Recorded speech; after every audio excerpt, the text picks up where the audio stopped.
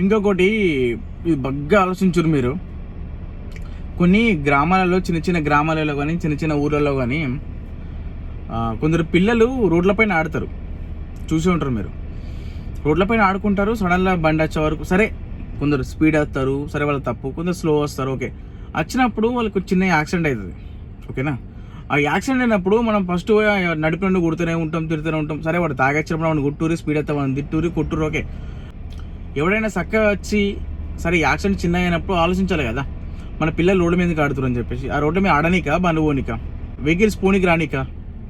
కొంచెం ఊర్లో ఉండే చదువుకున్న వాళ్ళన అందరూ తెలిసే ఉంటుంది.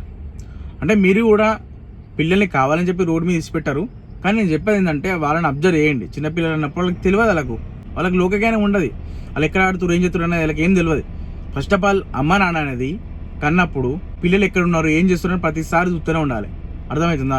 మీరు రోడ్ల మీద వేసి పెడతారు, ఓడొకటి సడన్లా చూడకుండానో, లేకపోతే సడన్లా వచ్చిరని పిల్లలు వచ్చిరని చెప్పి బ్రేక్ వేసినో గుద్దో ఏదో అవుతుంది. అప్పుడు రోడ్డు మీద వస్తుంది, అది వాడిని దిగి కొడుతూనే ఉంటారు. అర్థమవుతుందా? అసలు ఒక రూల్స్ తెలియదు, ఏం తెలియదు. పిల్లల్ని కన్నం, మరి ఇంట్లో ఉంచుకోవాలి, సరే ఇట్లా మరి బయటకు అయినప్పుడు చూడాలి, అబ్జర్వ్ అనేది లేదు. మీరేమో ఇంట్లో ఉంటారు ఫోన్ పట్టుకొని, పిల్లలు ఏమో ఇటు పడతారు, తిరగనీకి పోతారు.